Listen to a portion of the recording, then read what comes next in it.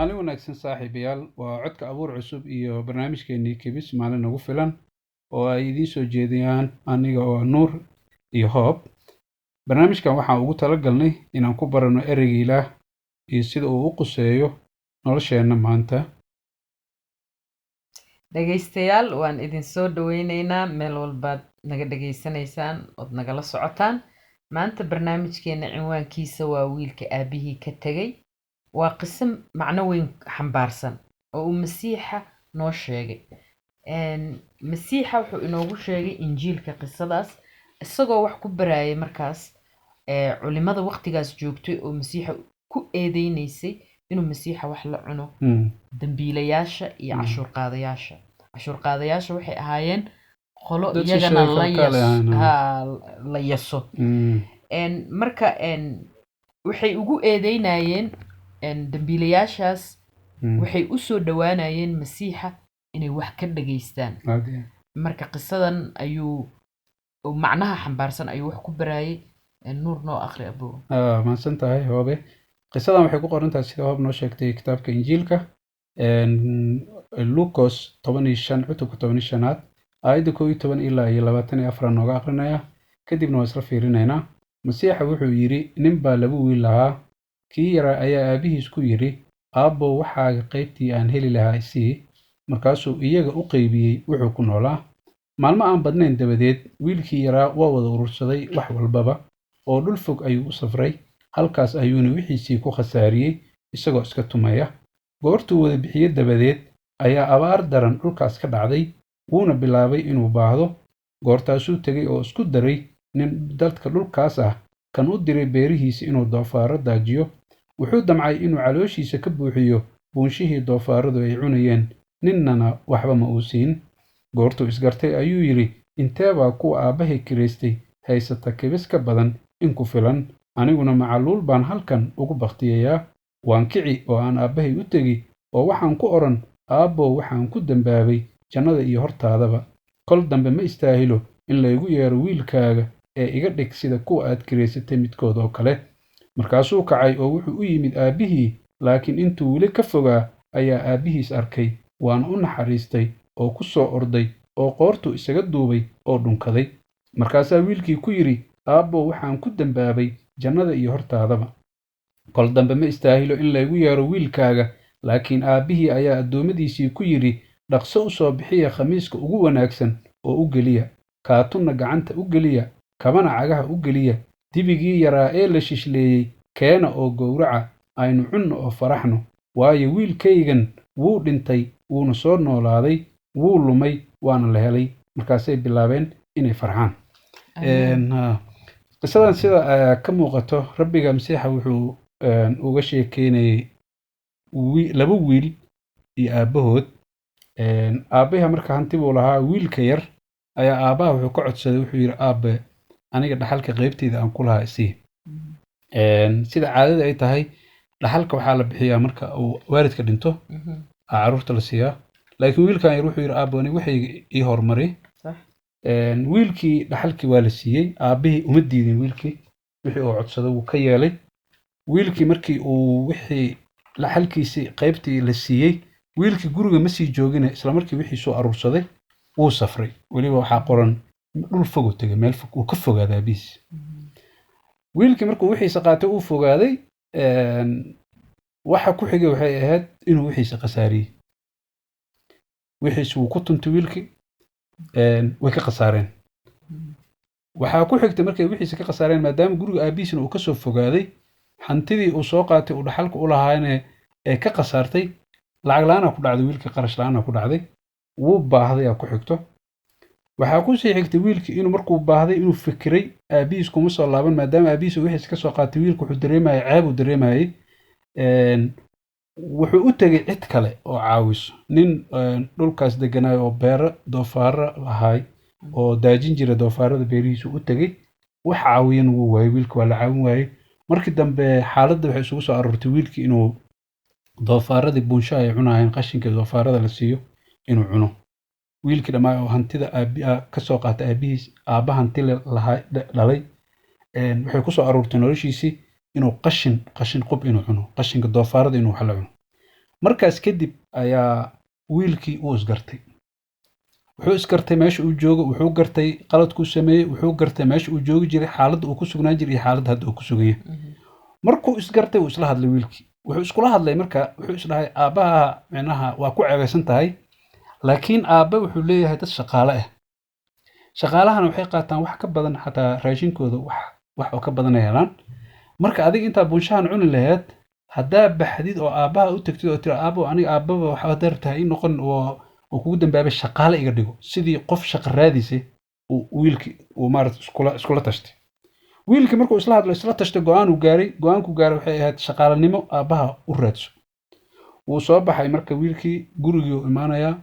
waatii qisada hadda aan aqrin adiga qaybta kale noo faahfaahin doono hobey wiilkii qirashuu samaynayaa qirasho markuu sameeyana intuusan dhihin shaqaalanimaha liiga dhigtaba waa wiilkii martiqaad iyo meesha xaflada ka dhacday waxaa qisadan haddii aan soo koobno oo aad ka sheekeynayso wiil aabihii ka tegey waxaa qoran wiilka aabihii uu ka tegey wiilka wuu soo tuntay oo soo dhibtooday wiilka wuu soo noqday marka wax walbo bibleka ku jira sidaan u sheegnay nolosheenay qoseeyaan marka qisadan maxaan ka baran karnaa ama sidee annaga bini aadan ahaan ay noo saameyn kartaa aad iyo aad waqtigan hadda aan joogo waa su'aal fiican hobey horta kitaabka quduuska qofka ilaahay qalbiga u furo kitaabka quduuska wax walba oo ku qoran xaaladeena maantana way qusaysaa xaalad walba oo qof walba bini aadan uu ku sugan yahay way qusayn kartaa haddii uu qofka uu u fiirsado wiilkan horta iyo aabbaha waxay sawir u yihiin sida muuqata aadanaha oo dhan laga soo bilaabo aadan iyo xaawo aadanihii ugu horreeyay ilaahay uu abuuray waa og tahay oo kitaabka quduuska way ku qoran tahay in ilaahay aadan iyo xaawo beer qurux badan uu sameeyey meeshaas uu dejiyey ilaahay uu la hadli jiray xiriir oo la lahaa hal sharci bas uu siiyo oo dhahay geedkaas keliyaha cuninahaa macnaha waxa waaye wuxuu siiyey doorashadaas ayuu siiyey bini aadanka waa og tahay inay ilaahay ay ku caasiyaan isla markii ayagoon u fiirin ilaahay wuxuu una siiyey annaga marka sidaas oo kale maadaama carruurtii aadan aan nahay oo dembiga dunidan uu ku wada jiro caasinimadana bini aadanka o dhan ay qalbiga uga wada jirto waxaan jecelnahay qisadan waxaan ka baran karnaa inaan ilaahay jecelnahay wixii uuna siiyey inaan jecelnahay inaan ka qaadano laakiin asaga aanan rabin anaga waan ka fogaanaynaa ilaahay sida wiilkan oo kale aabihiis wixiisu intuu uga urursado uu uga fogaaday waxaan jecelnahay inaan ka madax banaanaano ilaahay oo aan kaligeen tashano oo kaligeen tashano ilaahayna la socon aad iyo aad waa qisada wiilkan marka wixiisu uu qaatay ilaahayna wixii aan ka qaadano asaga uuna siiyey xataa nafteena asaga iskale ilaahay inaan waxaas markaan ilaahay ka aruursano oon ka tagno oo ka fogaano laazim inay noqonayso inay waxaas khasaaraan wiilka wixiis wuu khasaariyaa ku xigtay wixiis wuu qaatay wuu khasaariyaa ku xigtay waayo hadda talada ilaahay aan ka hoos baxno talada aabbahan samada ku jiro haddaan ka hoos baxno taladiisa waxyaabaha uuna siiyey nama celin karaan waayo waxaan u baahannahay taladiisa aan u baahannahay waxaan u baahannahay inaan ag joogno asagaaba nolosha waxaa waaye meeshaanaan jecelahay wuxuu leeyahay markaasuu iyaga u qaybiyey wuxuu ku noolaa isagaa siiyey isaga asaa iskale yani marka uu siinayo wiilka annaga waxaa igu soo dhacday marka annaga rabbiga ilaahay markuu bini aadanka abuuray neeftiisu ku afuufay asaga lahaa neefta nolosha ayuu ku afuufay bini aadan adduunkana wax walboo yaallo asagaa sameeyey neeftan aan ku neebsanayno wax walboo dunidan dhex yaallo asagaa sameeyey waxaan jecelnahay waxan inaan ku noolaano laakiin asaga aan dhinac marno asaga aan ka dheeraano marka kadib khasaarada waxaa marka noogu xigto annaga sida casharkan uu taabanaya annaguna taabanaya qof walboo dhegeysanayo taabanaya annaga dhan iyo qof walboo bini aadan hadda kadib imaanayo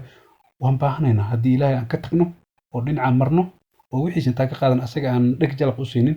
waxa waaye waan baahanaynaa markaas aan baahanana bini aadanka sida caadiga ah baahi gudaha nooga jirta waxa waaye baahi ilaahay aan wada qabno waaye laakiin wax kale ayaa rabnaa inaan meeshaas aan ku kabno oo ku buuxino wiilkan aabihiis markii uu wixii uu khasaariyey aabihiis umuu tegin laakiin wax meelo kale uu damcay inuu isku madadaali reer kaleu aaday oo beero leh nin kaloo beero loo aaday wuxuu dhahay caawi waa la caawin waayey kadib buunsho inuu cunuu bilaabo wiilkii marnaba kuma soo dhicin aabihiis waa sidaa dad badan ay maanta ku sugan yihiin ama marka aan dembiga aan maarata uuna addoonsanayo aan ku sugannahay inaan ilaahay hilmaano iyo inaan u noqono asaga wiilkan wuu hilmaansanaa markuu buunshihii ka dhargay oo buunsho uu cuno buunshona sida caadiga hobey looguma talagelin bini aadanka buunsha waxaa loogu talagalay meeshan sida muuqato doofaarada cunaya buunshaha buunshaha waa waxaan buuxinaynin oon dharjinaynin qofka bini'aadanka waa raashin beenaad waa sida bini'aadanka oo mar walba oo u raadiyo waxa ka maqan naftiisa inuu buuxiyo bini'aadan walba waxbaa ka maqan qof walba wuxuu ku buuxiyaa wax qaar baa waxay ku buuxiyaan jaaday cunayaan qaar baa qamri cabo oo because inay maan doorsamaan waqtigaas waxay ku sugan yihiin ay iloobaan ayaa loo sameeyaa qaar baa entertainment aada qaar baa dagaal iyo qabiil iyo fadhi iyo dirir iyo ka buuxiya iyo siyaasad marka waxaa buuxinaysaa wax aad eber ka tahay laakiin wax buuxin kar male waxa waaye waxay la mid noqonaysaa baaldi oo dabada ka duulaalay inaad wax ku buuxinaysid waayo ilaahay hadduu meesha ka maran yahay saasoo kale noqonaysa because ilaahay ayaa ah manbac ama meeshii ay nolosha dhan bini'aadanka ka soo baxaayeen midda kalena buunshaha waxaad soo xasuustay hadda yacni ilaahay rabbi yasuuc almasiix wuxuu dhahay aniga kibista kibis kaliya waa inuunan bini'aadanku ku noolaan laakiin erey walba oo afka ilaah ka soo baxa waa inuu ku noolaan marka ilaahay asagaba noloshii ahaa wiilkan wuu baahday wiilkii qashin calooshiisa ka buuxsaday wuu iskartay marka waa sida hadda annaga marka dembiga aan ugu dhex jirno ilaahay ma xasuusanno inuu aabe awood badan oo ay tahay inaan si sharaf u noolaano uu noo abuuray ma xasuusano laakiin waxa waaye doofaaradan jecelnahay inaan wax la cuno wiilkii qashinka marka uu doofaarada wax la cunay kadib uu isxasuustay marka arinta xiisaha waxay tahay wiilkan markaas uu isgartay uu isla hadlay markuu isla hadlay wuxuu iskula hadlay marka waliba arin qalad iskula hadlay xataa markaanu baroonaayba uu xogaa soo gartay laakiin markaan laftirkeeda wuxuu iskula hadlay wuxuu dhahay aabe inta u tagtid aabanimo ma istaahilo inaa ii noqoto aabe ii noqoto ma istaahile shaqaale iga dhigo waxa waaye maskaxda waxaa fuushay shaqaalanimaha maadaama uu silac maray oo beryo uu rafaadayay wuu hilmaamay inuu aabihiis hanti leeyahay wuu hilmaamay inuu guri oo heer sare uu ka soo tagay wuxuu u dhaqmayaa sidii adoon camal markaan wuxuu leeyahay marka maskax adoonnimo asagoo saaran tahay uu usoo noqonaa wuxuu leeyahay aabba inaan inta u noqdo aan idhaahdo aabbow shaqaalaha iga mid dhigo go-aankaasuu marka uu ku soo baxaa wiilkii sida meesha ku qoran marka aabihiis oo u imaanaya waa aragtay hadditaan qisada adaa kale qaybta kale noo sii faahfaahinaysid qirashuu samaynaya waa la soo dhaweynaya meeshiina waxaa ka dhacaysa xaflad iyo soo dhaweyn iyo fantasiya ka dhacaysa meesha ya midda aad tiri wiilka fikirkiisa aabihiis uu ka soo tagay wuxuu u noqotay inuu u noqdo si uu adoon u noqdo annaga bini'aadanka dhibaatooyin badanaa nagu dhaco markaa ilaahay ka dheeraano oo waan dhibtoonaa oo cariiriyaan galnaa yacni mana ku fikirno inaan u noqono meeshii ee nolosha ka soo baxday ya mararka qaarkood ilaahan ku eedaynaa waxaan dhahnaa ilaahay muxuu waxaan noogu sameeyey ilaahay waxaan muxuu u ogolaaday ilaahay muxuu yacni waxaan waa inaan ogaanaa inaan ka dheeraanay ilaah yacni waa inaan garanaa waxaan jeclahay ereyga dhahayay markii uu naftiisa la hadlay oo gartay isgartay wuu isgartay ayaa qoran macnaha awal ma isgaranaynin awal waxa waaye xaalad kale ku sugnaa oo waaba ka daboolneed oo lacagtayda isii waan baxayaa aniga keligay aan noolaanayo waan kaa dheeraanaya laakiin insaanka markuu meesha ugu dambaysa tago waa inaan fikirnaa oo aan fikirnaa maxaa naga maqan run ahaanti maxay tahay ma aha inaan iska maahino oon iska daboolno oon waxyaalo kale nolosheena ku buuxino oo aanan ku soo noqonin oo nafteena run aan kula hadlin marka waxaa aad ii cajabiyey aabbaha qisada marka ay ka sheekeynaysa aabbaha waxaa qoran aabbaha markii hore wax walba uu siiyey asiga oonan la murmin ama dhihin halkee u socotaa iyo halkee ka timid aanan dhihin ayuu wixiisa siiyey aabbaha ya ma celin qasab kuma celin because ilaahay ma rabo inaan annaga qasab kula joogno ilaahay wuxuu rabaa inaan doorasho iyo xorriyad aan kula noolaano ya oo annaga aan dooranno ilaan jacayl qasab wax kuma jeclaan kartid waa inaad doorasho ku jeclaataa ilaahayna wuxuu rabaa inaan qalbigeenno dhan ka jeclaano marka aan ogaano ilaahay waxa uu noo yahay ayaa qalbigeenno dhan ka jeclaan karnaa saasuu marka qisadan ay noo sheegaysaa aabbaha markuu wiilka weydiiyey hore wixiisa ka siiyey haddii aan fiirino aabbaha markuu wiilka soo noqday aabbaha wiilka wuu soo dhaweeyey waxaan ka aqrin karnaa aayadda 20 waxay leedahay markaasuu kacay oo wuxuu u yimi aabihii wiilkii aa yimid laakiin intuu weli ka fogaa ayaa aabihii arkayaa laleeyahay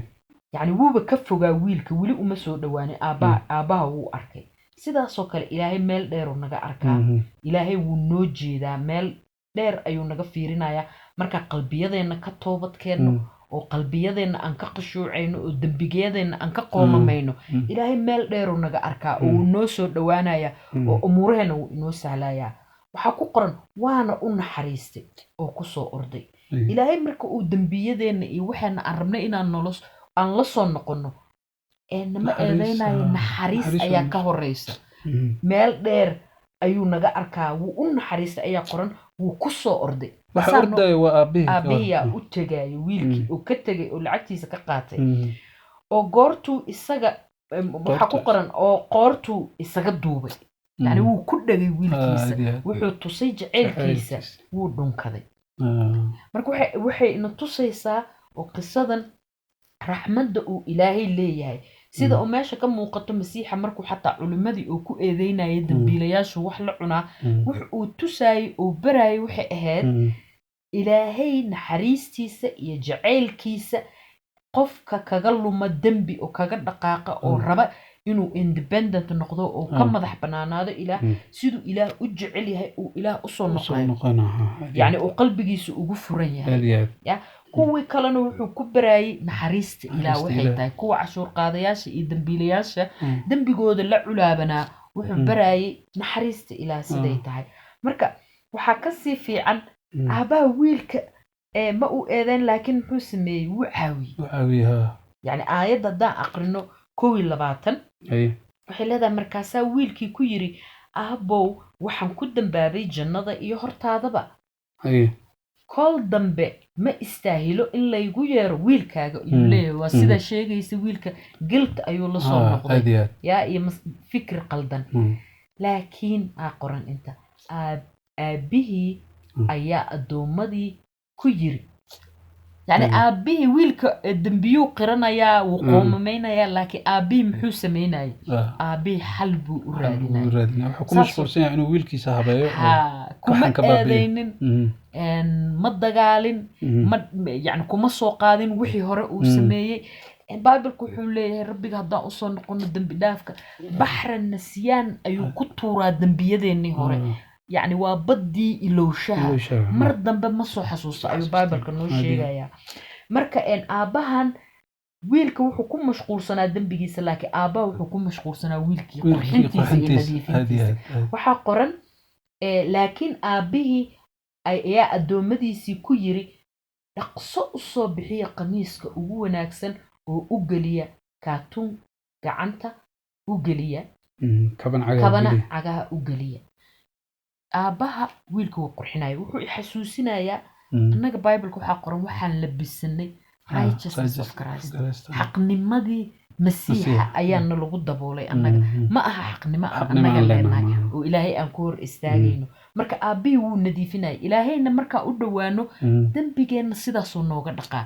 wiilka wasaqda laga dhaqaayo oo qamiis nadiif ayaa la siinay soo sidaas oo kale annaga ilaahay markaan dambigeena iyo culaabteena iyo wasaqdeena ula tagno ilaahay wuu naga nadiifinayo wuu naga dhaqaayo mid kale waxaan jeclahay ka dhaxgalay wiilkan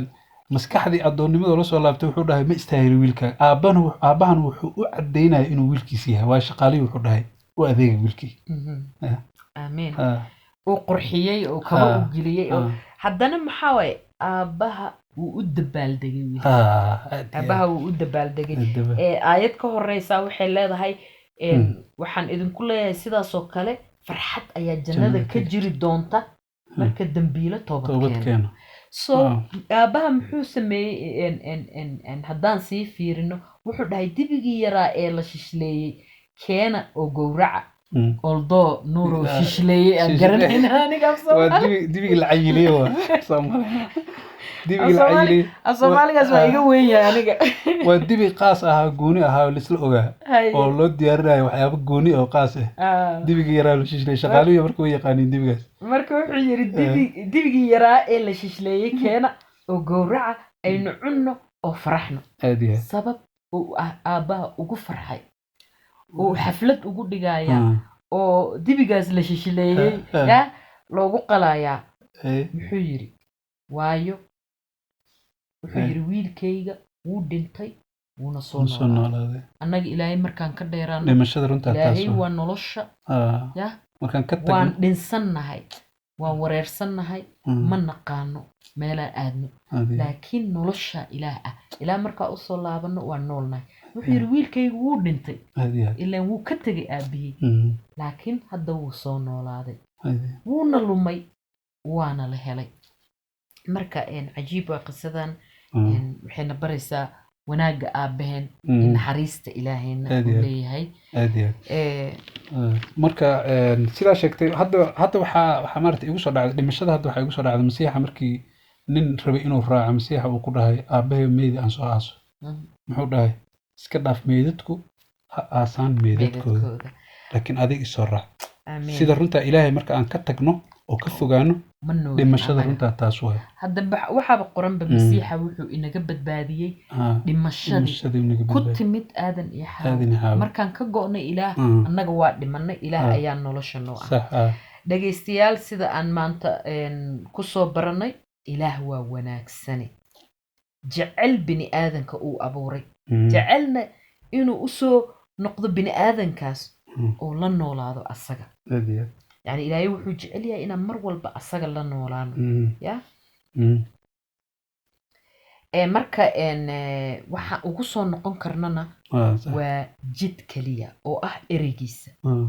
ereygaas waxa waaye jiru soo qaatay wuuna dhex yimid ereygaas waxa waaye masiixa oo u yimid inuuna samata bixiyo